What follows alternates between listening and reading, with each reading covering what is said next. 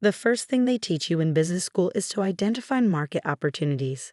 The second is to never, ever tell your extended family what you're actually working on. I learned the second lesson the hard way. 3 years ago, I left my prestigious position at Morgan Stanley to pursue what my father-in-law, Gerald, called a ridiculous pipe dream. My app, Secure Health, used artificial intelligence to streamline medical record systems while maintaining rigorous privacy standards. Not exactly dinner conversation material, especially in a family that measured success by corner offices and country club memberships. Data privacy in healthcare, who cares about that? Gerald had dismissed when I first explained my concept. Hospitals have been keeping records for centuries without your fancy algorithms. What Gerald didn't understand, what most people didn't understand, was that healthcare cybersecurity was about to become a multi-billion-dollar industry. I had spent 2 years at Morgan Stanley analyzing healthcare technology investments. I saw the patterns, recognized the gaping hole in the market, and knew that whoever filled it first would redefine an industry. My wife, Elaine, understood. With her background in hospital administration, she recognized the potential immediately. This could revolutionize patient data management, she'd said, eyes bright with excitement. The current systems are nightmares, expensive, clunky, vulnerable to breaches. Her support gave me the courage to make the leap. We agreed to give it 3 years, living off our savings and her income as a hospital administrator. If Secure Health hadn't gained traction by then, I'd return to corporate finance with my tail between my legs, just as her family predicted. Those 3 years were the hardest and most rewarding of my life. I assembled a small team of brilliant engineers, secured seed funding from investors who actually understood healthcare technology, and worked 18-hour days developing a platform that made patient data simultaneously more secure and more accessible to authorized users. Throughout it all, I endured the not-so-subtle digs from Elaine's family. Her father, Gerald, a retired banking executive.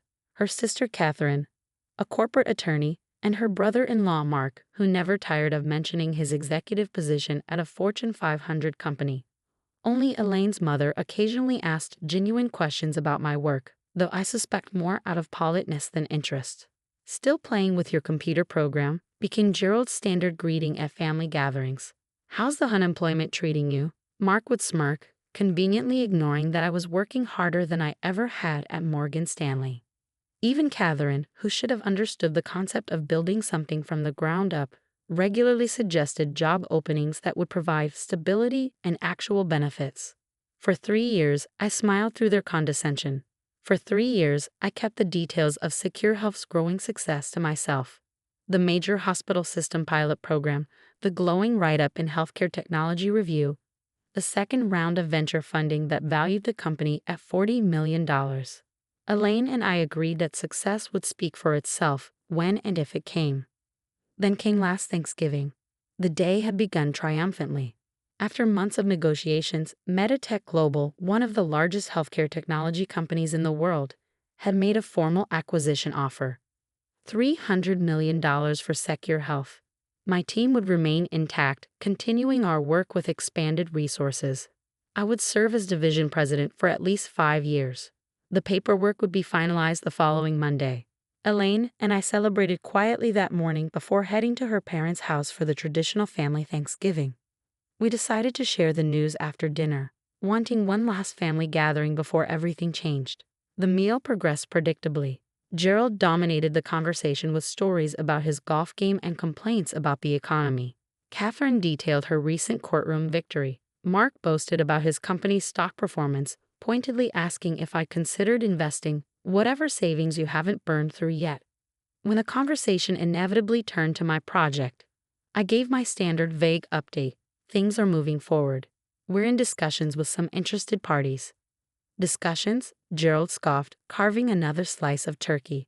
3 years of discussions. Meanwhile, Catherine just made partner. "We're all concerned, Michael," Catherine added with practiced sympathy. This startup phase should have produced results by now if it was viable. "Why don't you get a real job?" My father-in-law sneered, jabbing his fork in my direction. 3 years of your silly little app, and what do you have to show for it? My wife squeezed my hand under the table as her sister chimed in. "Some people just can't handle corporate responsibility." Not everyone is cut out for the real business world. I felt Elaine tense beside me, ready to defend me as she had countless times before. But before she could speak, my phone rang. Meditech's CEO, calling to discuss some last-minute details before Monday's signing. "Excuse me," I said, standing from the table. "I need to take this." "Of course you do," Gerald muttered as I stepped into the study. Probably another rejection. The call was brief but significant. Meditech was actually increasing their offer to $320 million after their technical team completed a final review of our proprietary algorithms. I ended the call feeling simultaneously vindicated and exhausted by the charade we'd been maintaining. When I returned to the dining room, the conversation had moved on to Catherine's children's private school accomplishments. I caught Elaine's questioning glance and made a split-second decision. I nodded slightly, and her face broke into a radiant smile. "Everyone," she said, interrupting Catherine's story about her son's debate team victory. "Michael and I have an announcement." The table fell silent, all eyes turning toward us. Gerald's expression suggested he was bracing for news of our financial ruin. Instead, I placed the acquisition contract, which I brought to show Elaine's mother privately, on the table. "You're right," I said calmly. "The startup phase should produce results by now if it's viable. I just sold my failure for $300 million. Actually, make that $320 million as of 5 minutes ago." The silence that followed was so complete we could hear the grandfather clock ticking in the hallway. Catherine was the first to recover. $300 million? She stammered, reaching for the contract. $320 million, I corrected gently, plus performance incentives. Dinner's on me next year. Gerald's face progressed through an impressive range of emotions: disbelief, shock, confusion, and finally something approaching respect. "You're serious," he managed, his voice uncharacteristically subdued. "Meditech Global." Mark read from the contract, recognition dawning. That's one of the biggest healthcare tech companies in the world." "Second largest," I confirmed. "They're making it public next week after the paperwork is finalized." Elaine's mother was the first to offer congratulations, rising to embrace both of us. "I knew you were working on something important," she said, genuine pleasure in her voice. As the news sank in, questions erupted around the table. What exactly did Secure Health do? Created a revolutionary secure platform for medical records that reduced administrative costs by 40% while enhancing privacy protection. How many employees did I have? 28 brilliant people who were now all millionaires thanks to our equity structure. Will we be moving? No, Meditech was establishing a new division headquarters in our city. Gerald, uncharacteristically quiet, finally asked the question I'd been waiting for. "Why didn't you tell us any of this was happening?" Elaine and I exchanged glances. "Would you have understood?" she asked her father gently. "Or would you have called it a pipe dream until the check actually cleared?" The uncomfortable silence that followed was answer enough. Later, as we were preparing to leave, Gerald approached me in the hallway. For the first time in our relationship, he seemed uncertain. "I misjudged you," he admitted, extending his hand. "And your business?" "It's healthcare data security, Gerald," I replied, shaking his hand firmly. Not exactly thrilling dinner conversation. "I should have asked more questions," he acknowledged, "instead of making assumptions." "We all make assumptions," I said. "I assumed you'd never understand what I was trying to build." He nodded slowly. "I deserve that. But I'd like to understand now, if you're willing to explain it to me sometime." It wasn't quite an apology, but coming from Gerald, it was seismic. The ride home was quiet, Elaine's head resting on my shoulder as we processed the evening. "Are you glad we told them?" she asked. I considered the question carefully. Yes and no. Part of me wanted to keep succeeding in silence. But there's something powerful about finally being seen, really seen, by people who dismissed you. "They'll never underestimate you again," she noted. "It's not about me," I replied. "It's about challenging their definition of success. Maybe next time they meet someone pursuing an unconventional path, they'll ask questions instead of making judgments." The Monday signing was surreal. Executives in expensive suits, lawyers with elaborate contracts, congratulatory handshakes, and a wire transfer that transformed our theoretical value into life-changing reality. But even more surreal was the group text I received from Gerald that afternoon. Sent to the entire family, celebrating Michael's extraordinary achievement.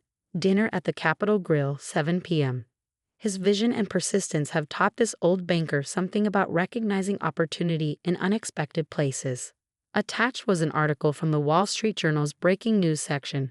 Meditech acquires Secure Health for $320 million, revolutionizing medical records security.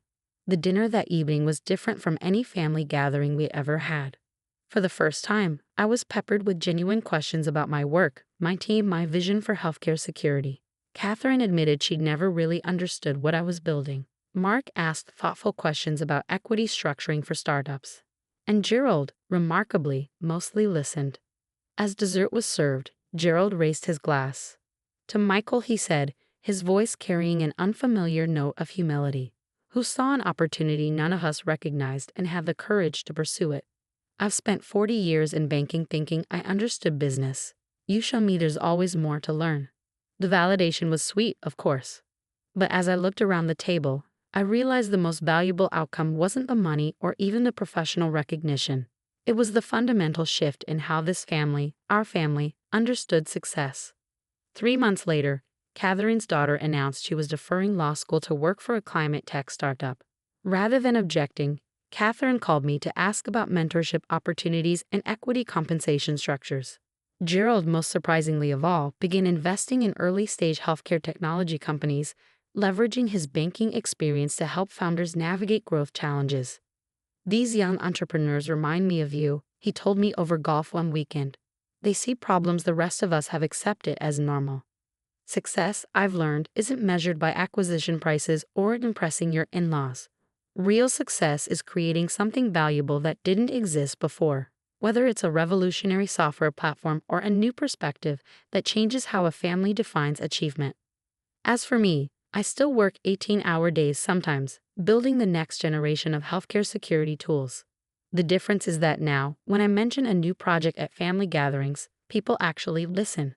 The money changed our financial reality overnight, but it was the 3 years of perseverance, of building something important while being dismissed, that changed how I define my own success. And that, unlike market valuation, is something that can never be acquired or diminished by anyone else's opinion.